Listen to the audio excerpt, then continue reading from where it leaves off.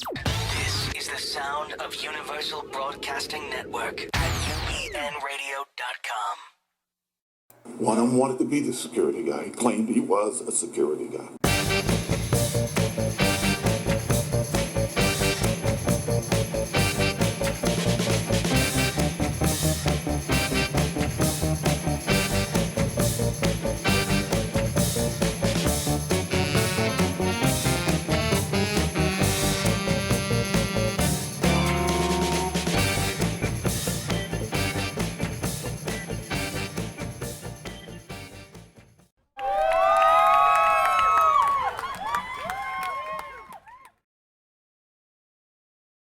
Welcome to Security Guy Radio. What's your name, sir? Hey, I'm Luke with Townsend Security. What does Townsend Security do? Townsend Security does encryption and key management. We help keep people's sensitive information safe, help them meet compliance, and just really help protect information. I was talking to another vendor about the compliance issue.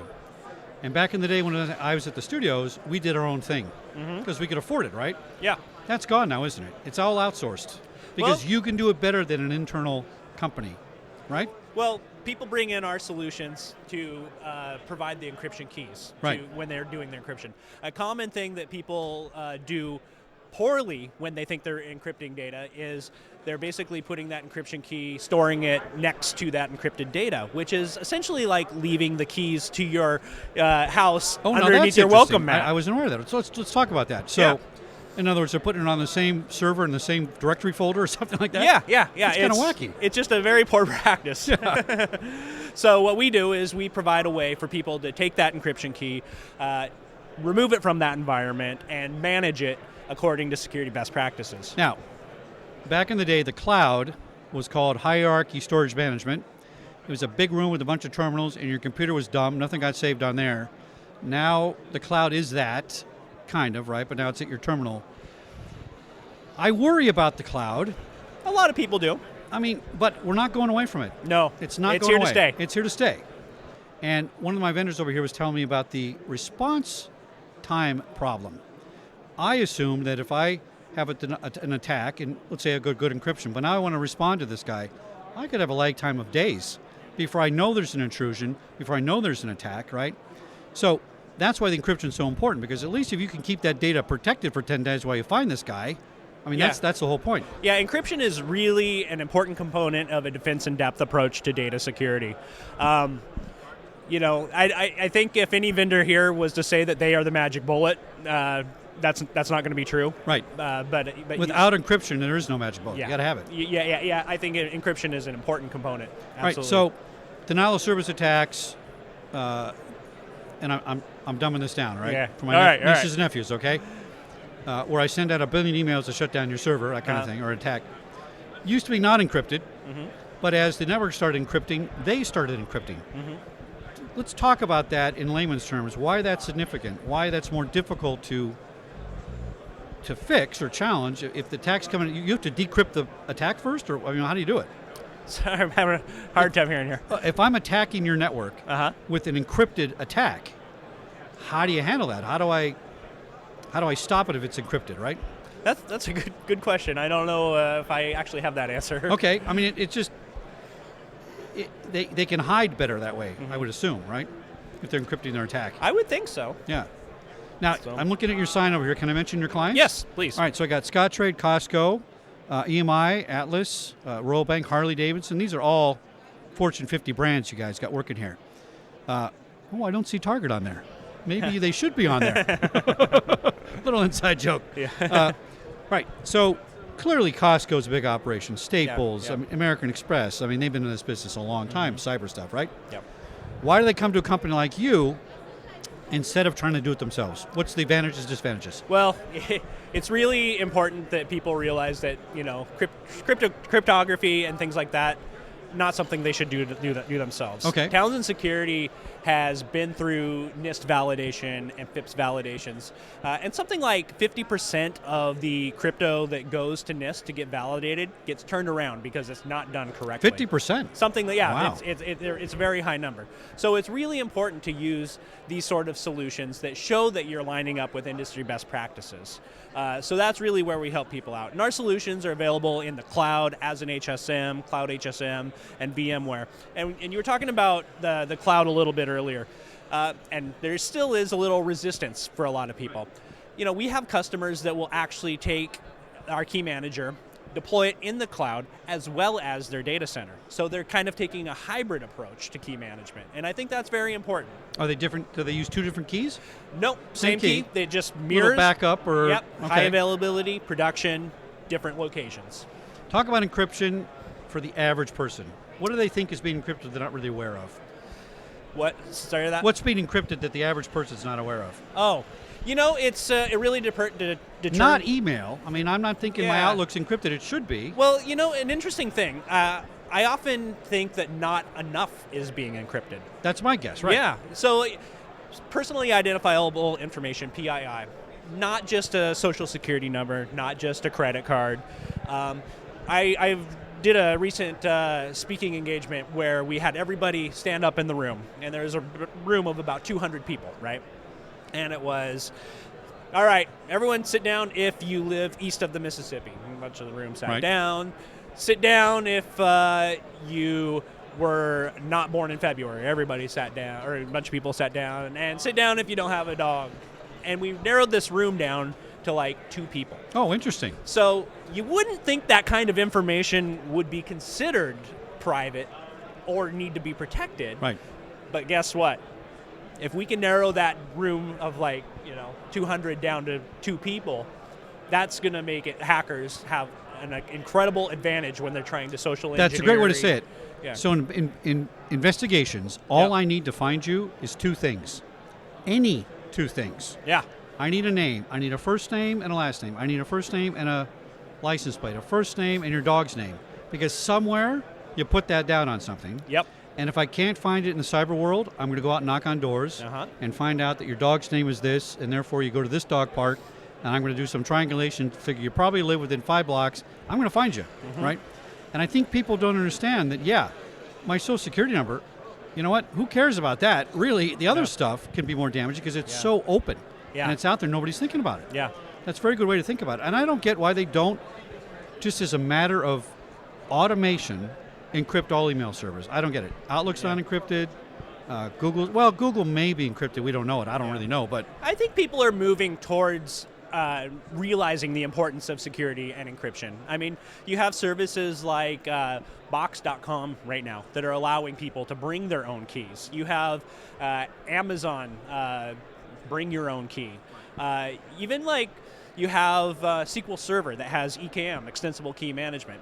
They provide transparent database encryption with TDE, but they kind of realize that, like going back to the don't leave your keys underneath your doormat, they realize that that's an issue, and so they have EKM, Extensible Key Management, for vendors like us to plug in and provide a mechanism for people to be managing their encryption key outside of that SQL Server environment. do you think if everybody with a device, and they say by 2025, every human on Earth is going to have a phone, right? If every device and every person used encryption, would this make hackers' jobs a lot more difficult? Or would they just say, well, I'm going to eventually get through that one thing eventually if I want to? That's a good question. I think that encryption certainly will help. In other words, if I can't get in through Costco's database, maybe I get in through my mobile app for Costco on my phone. Yeah. Who knows? I'm just throwing it out there. Yeah, there's, it goes back to, again, there's several things that people need to do. I believe the Target breach even just happened because stolen vendor credentials. And that's a case where something like 2-factor authentication could have helped. Okay, let's talk about that. So I have that with Google, I have it with Facebook. I use it all the time. It's a huge pain in the ass. Every second it logs off, I got to do it again. Quicken calls me on the phone from Chicago and says, we just got a detection. Here's the number. I don't know why most people don't demand that they use that. It's kind of optional. If you lose things, I'm just not. going to print up my list of extra codes. I'm not going to do it, all right? I'm too busy, right? And then you're locked out and you're screwed and all that kind of stuff. Have you ever heard of a thing called text power? No. So that's two-way authentication in reverse. So instead of Facebook sending you a text and you put it in the computer, Facebook would have your code on the computer. And then it's your job to send it back. That way, it authenticates your phone, because that way I can't spoof a phone. Google has no idea where that text is going. But with this thing, they authenticate your phone first. It becomes a key. And that key is authenticated on Google's server, and they won't accept any text from my account except from that key for that phone. And that's kind of getting some inroads and making it a little more secure. What are your clients most worried about encryption? PII is kind of an easy one. That's a gimme. We can't have Charlie's Social Security number floating around. But what other things are they worried about? Well, a lot of people come to us because they need to meet compliance, like a PCI, DSS. California, HIPAA, huge compliance issues in California. A lot of that. And they also know that it just really can help them manage business risk. CEOs are leaving companies when they're on watch when there is a data breach. It's getting really very real for people. And we see data breaches in the news every day. And on average, a data breach costs a company over $5 million, or about $150 or $200 per record. And I don't know very many businesses that could just think that that's no big deal. In California, it's old. I haven't read the code for a while. It was $1,200 a breach per person. Yeah, that's a big ticket to write. So I mean, you're not only just paying for credit monitoring, which I have not had to pay for years because of Me too. I've been like five freebies, yeah. But I mean, there's loss of customers. I think you mentioned off camera here about not wanting to shop at stores that have had a breach. Well, it's my show. I can say it. I mean, I love Target. They always have what you need. I wasn't upset that they were breached. I figured it's inevitable. I just didn't like the way they handled it. It just seemed like somebody had a spreadsheet in their bottom drawer and they're going, what are you talking about? Now, in your opinion, when a breach happens, is this because that company tends to have not had encryption? Is that what's going on? Not necessarily. Or they just hacked really well? I mean,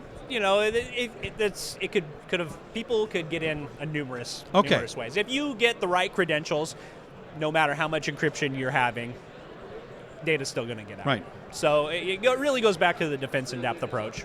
Now we had the old PGP, 128 keys. Pretty good privacy. Yep. Supposedly the CIA couldn't crack it, blah, blah, blah. Is that obsolete now? Is there better stuff now? BGP's great. It's still good. Okay. Yeah. That's still solid. Yep. Are there higher algorithms, more than 128? Is there something that's tougher to crack or anything like that? It might be a little bit beyond my expertise. Okay. Just curious. Yeah. Because they say, if you had a Cray computer and you wanted to try and crack it, it'd still take you 100 years or some crazy thing. One thing that we like to say regarding encryption is hackers don't break encryption, right? They find the keys. Well, let's talk about that. That's very interesting. I think a lot of people are going to assume when I breached your network, I did something secret squirrel, high-tech, James Bond It's stuff. not Hollywood at all. You're just finding let's say it's a key in a drawer, Yeah. physical key. It's a cyber key in a folder, in a file. Yep. And you said that a lot of people are keeping their keys in the same network, in the same directory next to the encryption. Right. Yeah. Not a good thing to do. Good thing. I actually heard something recently that if you could harness the power from the sun, it would take many, many, many, many years to brute force encryption. When people are breaking encryption, it's because the keys were not managed correctly. Now, you provide the encryption service. Do you work then with another outsourced company, usually, who's managing the network? In other words, you're not just selling your key to the desktop guy at Fox. You're going to have a solution-based company that's managing the network, and those are the guys that are going to be putting the key in the sloppy place, probably, right? Well, that's not your issue if the key gets put in the wrong place. What we do is we sell a key manager. So people can deploy that in the cloud, in their data center. Oh, good. Yes. Okay. And you help them solve sloppiness. Yes. And where not to put it and things like that. Yeah. So if they're using a key manager and they're doing it correctly, right. They're aligned. They can align with industry best practices. What do you think the biggest problem in the industry is now, as far as breaches? Besides, not having encryption, is it really just management? Is it inexperienced guys? I'm 55, right? I had a computer since I was 20-something years old. 2 floppy drives. Hard drives weren't invented. I kind of get this stuff. I come across IT people that are 20-ish, no offense, Yep. You said 20, right? I'm not in my 20s anymore. No, good. Right. And I go, well, what about this? What's DOS? I don't know what are you talking about, right? And I'm wondering if there's a gap there, an information gap, and the people that kind of started and get it, and people that came in new and don't think backwards to think forward. Does that make any sense? Yeah. Well, I think education is a big part of, where we're falling down around security. Although I do think it's getting a little bit better, but I think education is a big component of it. And do you find it hard to hire people in your organizations because there's not those technical trained guys that we used to have back in the day? Yeah, well, when I say education, I just even mean at the corporate level. I think. Okay, I see. Educating the end users, yeah. Yeah, to know what they need to do. Well, I think the reason for that is, all right, so I was a cop, and cops my age are retired or they're becoming chiefs. And in the corporate side of it, corporate people my age that are still in are VPs, maybe CEOs, they're starting, right? And they didn't have Quicken back in the day, right? It's like, secondary thought, and then they sub that work down to somebody, and you guys just go take care of that. And I think at the C-level, you have to be bought into this. And you hear some of these stories, like you said, the C-level guy resigns because he doesn't get it, and he was on his watch it happened, right? Data security has to be a total part of your GRC. It just does, and I think that it needs to be more of a component. And I think that security teams probably, I think we're here at SecureWorld. I don't know too many people would probably say that they have the budget that they want. And really? Even with I think there's always people that need more budget and want more budget. Well, in my world, security is first driven by money. If it was driven by a solution or people, we wouldn't have any problems, really. It's just, but it costs money. Because there's not often, it's hard to show an ROI on encryption. It's more of an insurance policy. Okay, that makes sense. Yeah, but if you are breached and it costs in California $1,200 per file and you have 1 million files, you got a big problem. Yeah, unfortunately, I think people still are a bit of the mindset, it's not going to happen to me. But as we've talked about before, it's, but we have guys in the FBI saying, hey, data breaches aren't a matter of if, they're when. Right. And what's happening is people are now not, am I not going to have a data breach? It's, yeah, you're going to have a data breach, and you're probably going to have another one. So you need to plan for a data breach. Right, it's really mitigation more than anything. Yeah. How do you monetize? Are you subscription-based? Are you per-user-based? Or how's it work? We have several different options, actually. We have subscription and perpetual licenses. And so I think I mentioned earlier, our Key Manager is available as a hardware security module, HSM. We can take that HSM and work with a hosting provider and then essentially have a cloud HSM. We also have VMware instances, and we're also in the cloud, so AWS and Microsoft's Azure. Good, how are you? Security robots, are they coming? That's a good question. Technology there? It's getting there, right? Yeah, it's a good question. Yeah, they're outsourcing a lot of things people used to do, and I'm just concerned that we rely too much on the computer without the people component.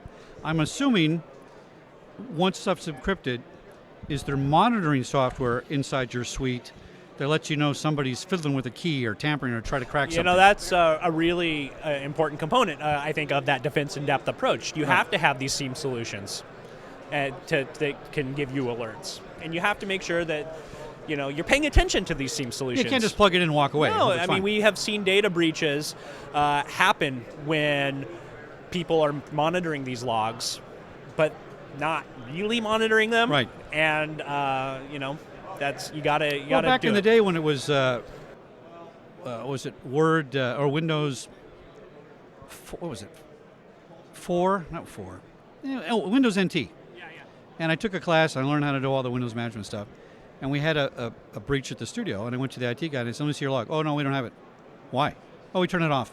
Why do you turn it off?" "Oh, it's too much storage." Yeah. Oh, we could have cracked the case for that, right? Are you still finding people who are just doing weird things like that on the networks? Not me personally, but no, not you personally. Yeah, I would imagine that would still happen. Very interesting. Well, Luke, thanks a lot. It's been fascinating. How do we get a hold of you guys? Your website and all that stuff? Yeah, we're at TownsendSecurity.com. You can find us the usual places: Facebook, Twitter, LinkedIn. We have a YouTube channel. And we also have a developer program. So anyone that wants to, if anyone wants to get some development licenses to our key manager, we want people learning about key management. We want to help with that educational challenge that people have. I should encrypt my mobile app. Yeah, maybe somebody will listen to it more. So, we can help you out with that. And then once you go into production, you're going to know how to do it. You're going to know how to do it well. And we just really want to support the developer community. Great, Luke. Thanks for coming on Security Guy Radio. All right. I appreciate it. Thanks.